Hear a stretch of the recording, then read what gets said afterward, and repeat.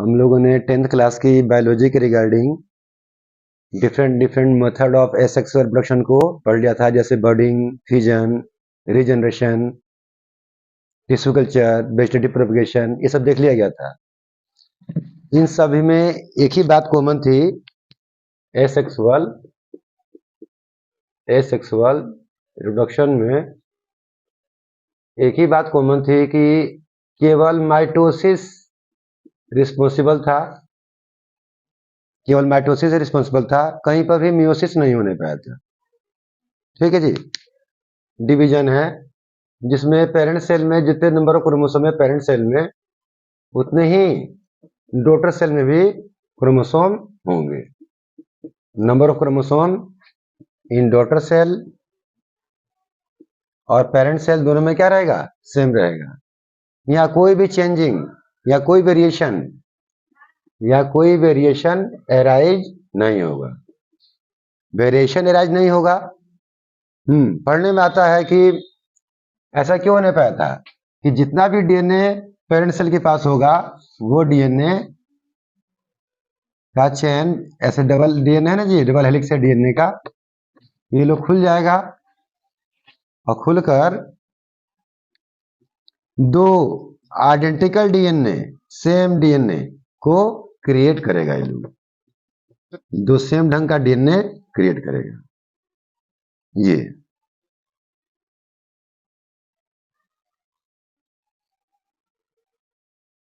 इसमें से एक धागा जो है ओल्ड स्ट्रैंड है और एक धागा जो है न्यू स्ट्रैंड है। एक ओल्ड है और एक न्यू। ऐसा इसे बोलते हैं रेप्लिकेशन। इसे बोलते हैं डीएनए रेप्लिकेशन या डुप्लीकेशन। सोचनीय बात है पहले हम लोग के लिए कि 46 क्रोमोसोम बनने भर का डीएनए था। ठीक है जी। तो 46 क्रोमोसोम वाले दो सेल कैसे बन गए? 46 क्रोमोसोम रखने वाले दो डॉटर सेल कैसे बन गए? तो पक्का है कि डीएनए ने अपना अमाउंट डबल किया होगा। डीएनए ने अपना अमाउंट किस प्रक्रिया से डबल किया होगा जी? रेप्लिकेशन से या डुप्लीकेशन से। ठीक जी। उसमें क्या होता है, जो ओल्ड थ्रेड ऑफ डीएनए होता है वो ओपन हो जाता है और उसके अकॉर्डिंग एक न्यू थ्रेड ऑफ डीएनए उस पर ऑर्डिनेट होकर डीएनए के अमाउंट को डबल कर देता है। यानी कि पेरेंट सेल में ऐसी घटना घटी होगी किसकी? रेप्लिकेशन की। और रेप्लिकेशन के बाद क्या हो गया होगा? उसके पास 92 क्रोमोसोम बनने भर का डीएनए हो गया होगा। तब 46 और 46 क्रोमोसोम का डीएनए अलग अलग हो गया होगा, तब जाके दो हमारे डॉटर सेल बने होंगे। यहाँ पर कोई भी चेंजिंग नहीं आने वाला है। ये ओल्ड डीएनए से जो दो नए डीएनए बन रहे हैं एकदम आइडेंटिकल कॉपी बनने वाले हैं। क्या बनने वाले हैं? Identical copy. तो जो डॉटर सेल होगा हु बहू अपने किसके होगा? पेरेंट सेल जैसा ही होगा। कोई भी चेंजिंग यहाँ पर नहीं आने वाला है, कोई वेरिएशन नहीं आने वाला है। जब कोई वेरिएशन नहीं आने वाला है तो यह कोई इवोल्यूशन में रोल भी प्ले नहीं करने वाला। इवोल्यूशन में कोई भी रोल प्ले नहीं करने वाला है। ठीक है जी। एसेक्सुअल रिप्रोडक्शन में वेरिएशन राइज नहीं होने वाला है। जो नए इंडिविजुअल होंगे हु बहू आइडेंटिकल कॉपी होंगे अपने पेरेंट के और वो इवोल्यूशन में कोई भी रोल नहीं निभाएंगे। अब हमें पढ़ना था क्या चीज? Sexual reproduction. सेक्सुअल रिप्रोडक्शन इसके मुकाबले ज्यादा एडवांस है, ये कुछ प्रिमिटिव हो जा रहा है। सेक्सुअल के मुकाबले ये मेथड क्या था? प्रिमिटिव था। इसमें जो नए इंडिविजुअल बनने वाले हैं वो ज्यादा विग्योर नहीं है, अपने ट्रेट को लेकर ज्यादा मजबूत नहीं है, उनमें ऐसी कोई चेंजिंग नहीं आ रही है। ठीक जी। सेक्सुअल रिप्रोडक्शन पढ़ेंगे तो हमें पता लगेगा कि वहां वेरिएशन आने वाला है। वो वेरिएशन इस ढंग से आने वाला है कि वो नए इंडिविजुअल को बदल रहे एनवायरमेंट में फिट बैठने में सहायता करेगा।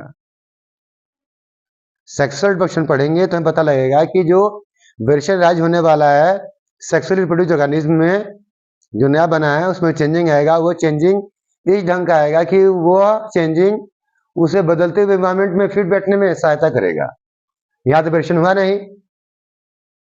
जिस ढंग का जीवन पेरेंट जी रहा था उस ढंग का जीवन जीना पड़ेगा किसको? डॉटर को, डॉटर सेल को, नए पीढ़ी के सेल को, नए पीढ़ी के ऑर्गेनिज्म को। यदि कोई क्लाइमेटिक चेंज हो गया होगा तो वो व्यक्ति वहां पर फिट नहीं बैठने वाला है। इस मामले में क्या रह जा रहा है हमारा, सेक्सुअल रिप्रोडक्शन इंफीरियर रह जा रहा है, सुपीरियर निकल जा रहा है कौन, सेक्सुअल रिप्रोडक्शन। हमें क्या पढ़ना है जी, सेक्सुअल रिप्रोडक्शन। टॉपिक जब चालू हुआ था तभी मैंने आप लोग से कह दिया था कि जहां पे गैमिट बनेगा और उनका फ्यूजन होगा, जाइगोट बनेगा, उससे नई पीढ़ी का जीव बनेगा, that will be sexual reproduction. और जहां गैमिट ना बने, ठीक है जी, उनका फ्यूजन ना हो, जाइगोट ना बने, वो था हम लोग का सेक्सुअल रिप्रोडक्शन। हम लोग पढ़ने जा रहे हैं सेक्सुअल रिप्रोडक्शन।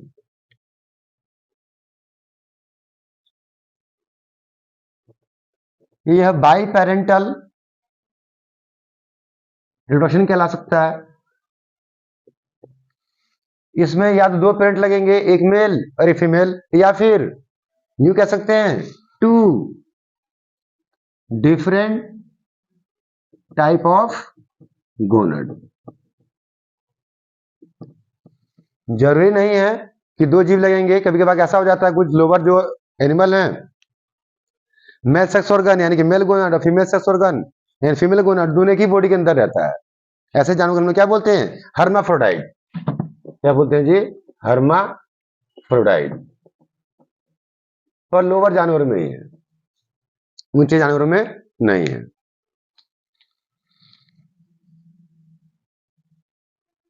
ऊंचे जानवर में बात नहीं है। यहां पर फॉर्मेशन ऑफ गैमिट होगा और उनका फ्यूजन होगा, और वो फ्यूजन में जाइगोट देगा। जाइगोट अगली पीढ़ी का पहला सेल होता है, और जाइगोट ही क्या देगा जी, होल ऑर्गेनिज्म। Whole organism. जब मियोसिस घटना गैमिट का फॉर्मेशन जब हो रहा होगा तो यहां मियोसिस की घटना घटी होगी, मियोसिस की घटना घटी होगी। मियोसिस घटना जब घटती है तो ही जेनेटिक मेकअप में क्या होता है, चेंजिंग आता है। हल्का सा आइडिया लेंगे हम लोग कि मान लीजिए कि कोई ये मेल है, उसका जर्म सेल है, उसके जर्म सेल पे कितने जर्म सेल हो, चाहे कोई सा भी सेल हो, क्रोमोसोम की संख्या कितनी होगी, 46। क्रोमोसोम की संख्या कितनी होगी, 46।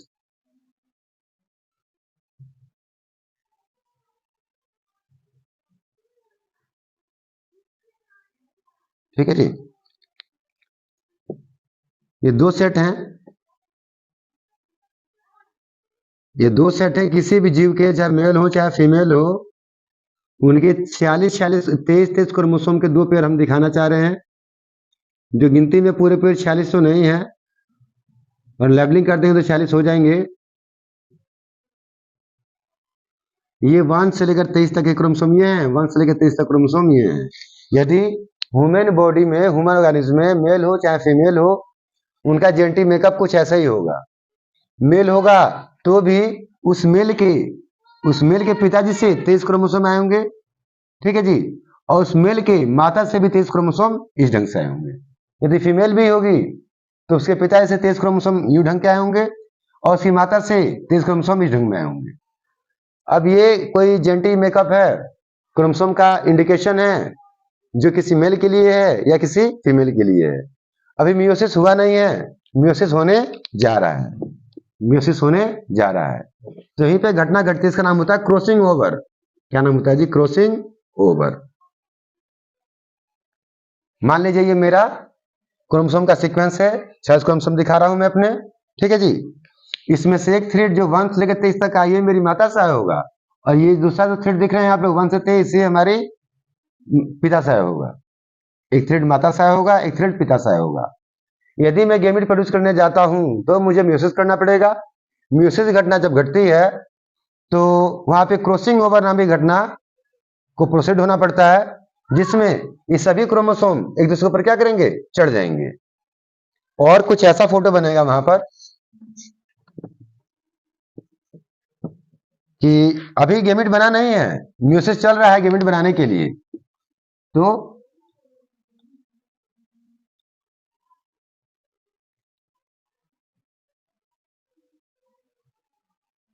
ये सेकेंड थ्रेड ऑफ क्रोमोसोम जो होगा ना, इसके ऊपर ओरिएंटेड हो जाएगा ऐसे ऐसे ऐसे।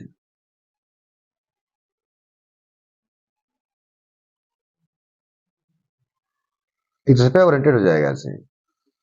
अब देख रहे होंगे किसको मैंने नीले से शेड किया हुआ है, एक थ्रेड को मैंने नीले से शेड किया हुआ है। स्थिति को बोलते हैं चेजमा, और घटना घट रहा है क्रॉसिंग ओवर का, जिसमें ये दोनों के दोनों सेट ऑफ क्रोमोसोम आपस में अपना कुछ हिस्सा क्या करेंगे जी, इंटरचेंज कर लेंगे। आपस में कुछ हिस्सा क्या करेंगे लोग, इंटरचेंज कर लेंगे। ये घटना घट रही है किसकी, क्रॉसिंग ओवर की। इससे ये बन रहा है। इसके बाद का जो स्थिति बनने वाला है वो कैसा हो जाएगा, जब दूर हटेंगे, एक बार तो पास में आए, ओवरलैप करके दूसरे को, अब दूर हटेंगे तो ये अपना अपना साइड एक्सचेंज कर लेंगे, अपना साइड एक्सचेंज कर लेंगे। छूटने पर जो हमें 23 क्रोमोसोम मिलने वाले हैं,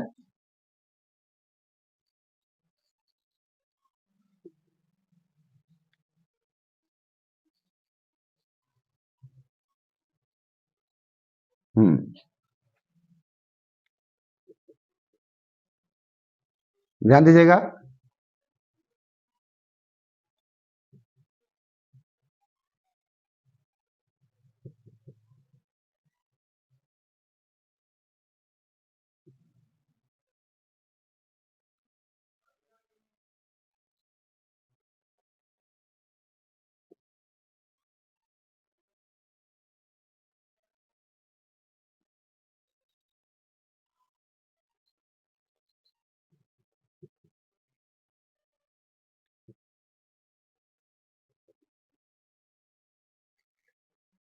देखिए तो मियोसिस घटना घट रही है, गैमेट बनाने के लिए मियोसिस की घटना घट रही है।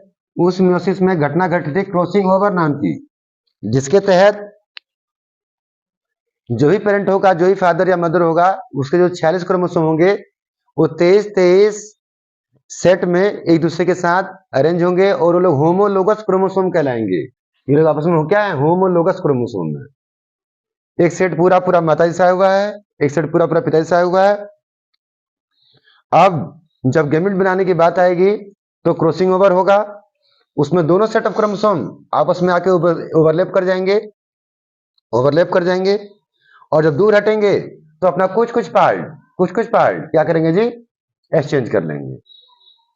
अब या तो यह सेट ऑफ क्रोमोसोम स्पर्म में जाएगा यदि मेल होगा तो, या ओवा में जाएगा यदि फीमेल होगा तो, या ये वाला सेट ऑफ क्रोमोसोम जाएगा, मेल होगा तो स्पर्म में या स्पर्म होगा तो ओवा में।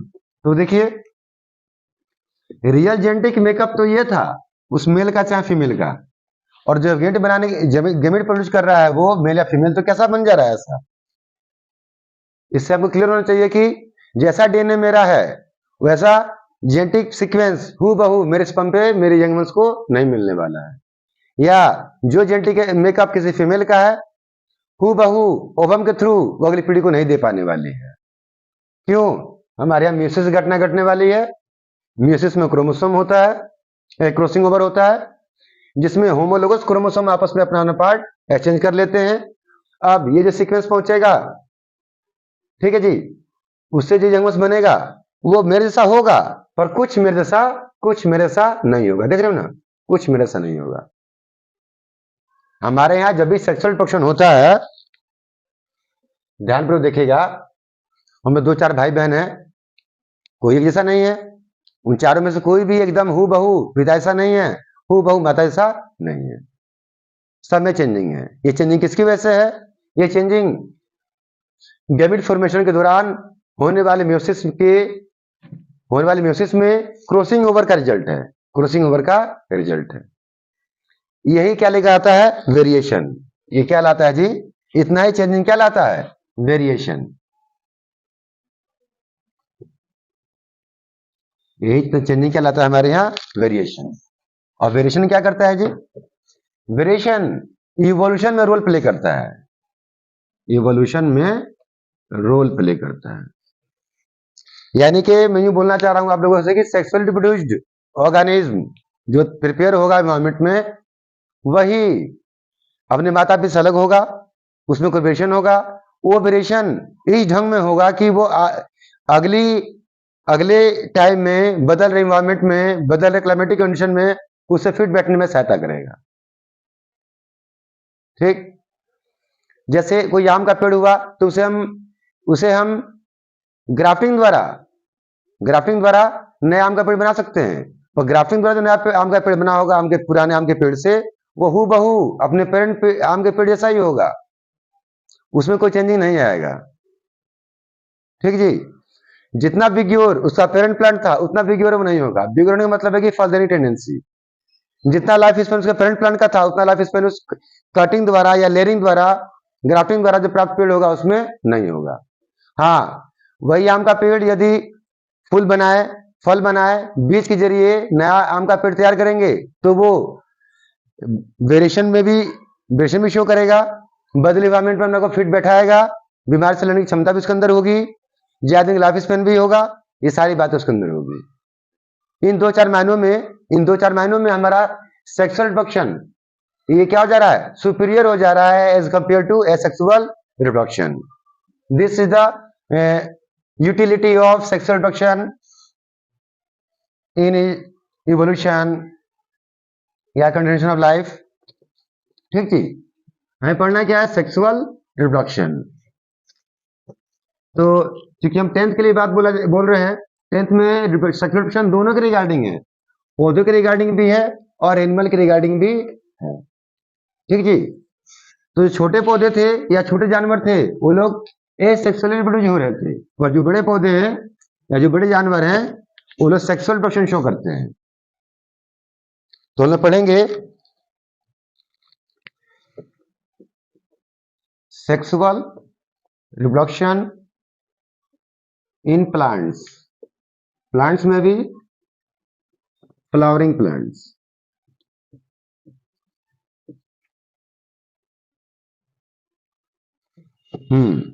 फ्लावरिंग प्लांट, छोटे पौधे की बात नहीं हो रही है, हायर प्लांट की बात हो रही है। तो हायर प्लांट जो होंगे,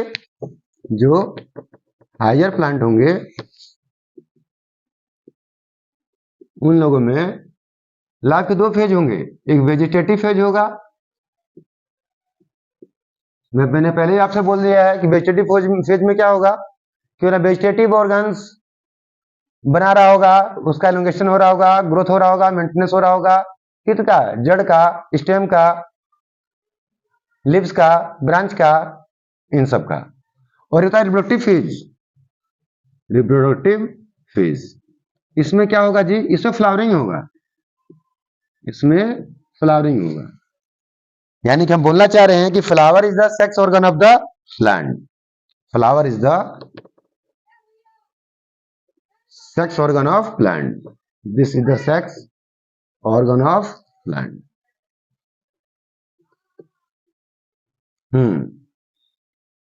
बोल सकते हैं फ्लावर को, ये कोई नया चीज नहीं है। फ्लावर एक कंडेंस्ड शूट है, कंडेंस्ड मोडिफाइड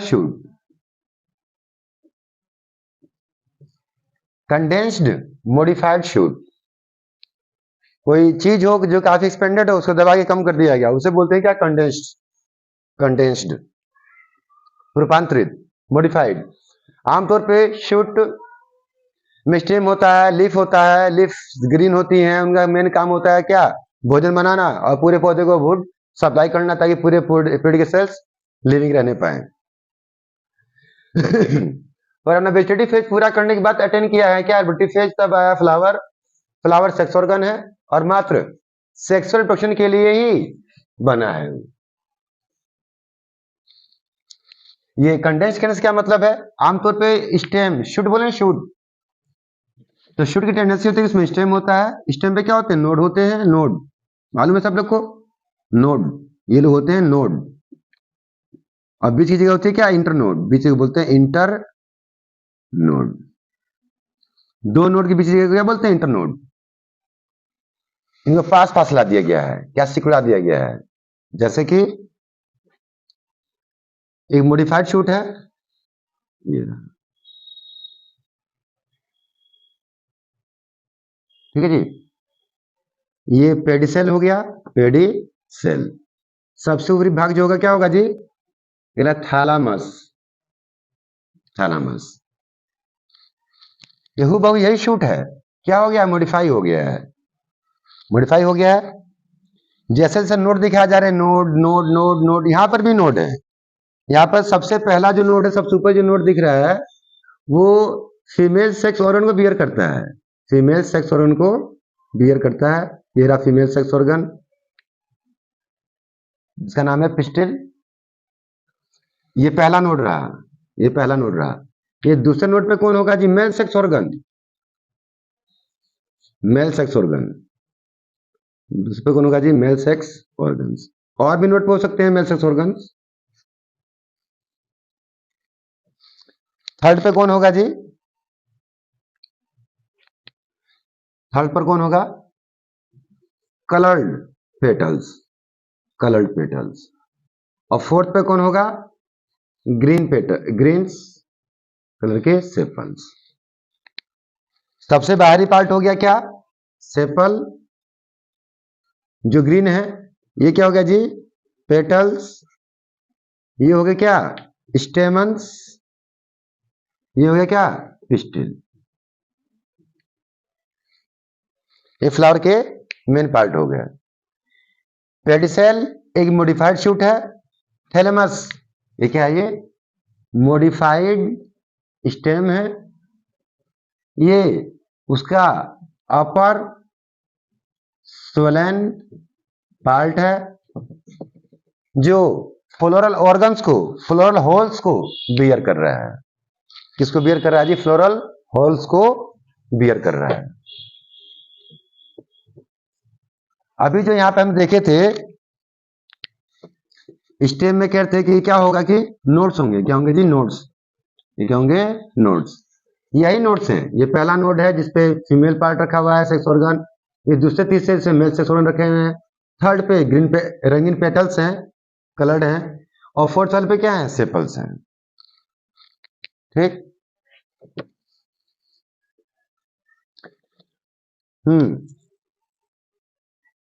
ऐसा फ्लावर, फ्लावर इसको दो जगह बांटा जा सकता है। एक होते हैं फ्लावर के,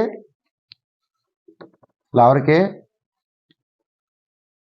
एसेसरी होल्स, एक होते हैं नेसेसरी, नेसेसरी होल्स। एसेसरी सहायता करने वाले, नेसेसरी आवश्यक वाले। एसेसरी होल्स में दो आ रहे हैं, कौन जी, sepals, petals. Sepals green colour के हैं, नेचर में फोटोसिंथेटिक हैं, प्रोटेक्टिव भी हैं। सेपल ही प्रोटेक्ट करता है फ्लावर को, जब फ्लावर बड कंडीशन में होता है तब। ठीक, क्या हो गया जी, ये या तो प्रोटेक्टिव हो गए या फिर फोटोसिंथेटिक हो गए, फोटोसिंथेटिक। पेटल्स कलर्ड होते हैं, पेटल्स कलर्ड होते हैं और एट्रैक्शन और फ्रेग्रेंस का काम करते हैं। कोई कीट पतंगा या कोई व्यक्ति यदि फूल के अट्रैक्ट होकर जा रहा है तो वो पेटल्स से कलर की वजह से अट्रैक्ट होकर जा रहा है, या कोई सेंट की वजह से जा रहा है तो पेटल्स का ही फ्रेग्रेंस आ रहा है, तभी कोई व्यक्ति वहां पर अट्रैक्ट होकर जा रहा है, स्मेल लेने के जा रहा है। इन दोनों के होने से या ना होने से कोई खास प्रभाव पड़ने वाला नहीं कि ये फ्लावर जो है सेक्सुअल रिप्रोडक्शन के लिए बना है। ठीक है जी, ये वाले के लिए प्रोडक्शन दे रहे हैं या अट्रैक्शन पार्ट बना रहे हैं। मेन चीज तो कौन है, मेन चीज तो हम लोग का है सेपल्स। मेन पार्ट है हम लोग का स्टेमन्स और पिस्टिल। यदि कलेक्शन की बात की जाए, सभी सेपल्स को मिला के हम लोग बोलते हैं क्या, कैलिक्स। क्या बोलते हैं जी, कैलिक्स। सभी पेटल्स को मिला क्या बोलते हैं, कोरोला। कोरोला। सभी स्टेमन्स को मिला क्या बोलते हैं? स्टेमन्स कैसे सारे हो सकते हैं? स्टेमन्स कैसे सारे हो सकते हैं? क्या बोलते हैं? स्टेमन्स हमारा मेल सेक्स ऑर्गन है और कलेक्टिवली क्या बोलते हैं इसको? एंड्रोशियम। एंड्रोशियम। आमतौर पर ज्यादातर फूलों में एक ही फीमेल सेक्स ऑर्गन होता है, कई बार ज्यादा भी हो सकता है। जब ज्यादा होगा या ढेर सारे होंगे तो पूरे कलेक्शन को, या सिंगल होगी तब भी उसी को क्या बोलेंगे हम लोग? गाइनोशियम। गाइनोशियम। ये गायना शब्द मेल के लिए आता है और एंडर शब्द, अरे गायना शब्द फीमेल के लिए आता है और एंडर शब्द किसके लिए? मेल के लिए आता है।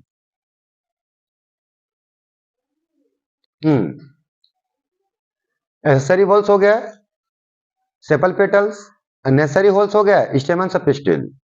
पिस्टिल को देखा जाए, पिस्टिल को देखा जाए तो पिस्टिल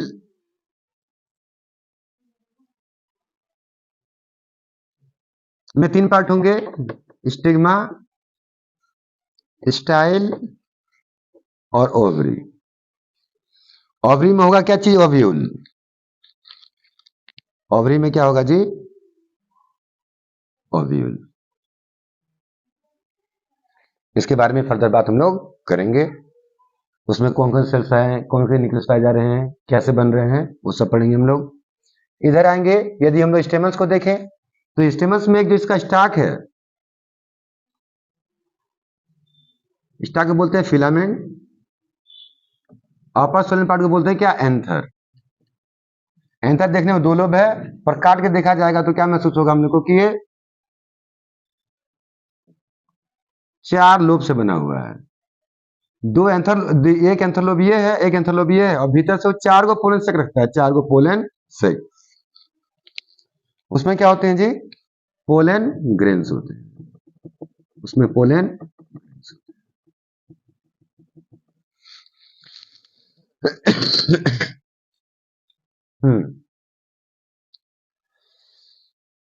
इसमें इस टॉपिक को फर्दर एक्सटेंड हम लोग कल करेंगे।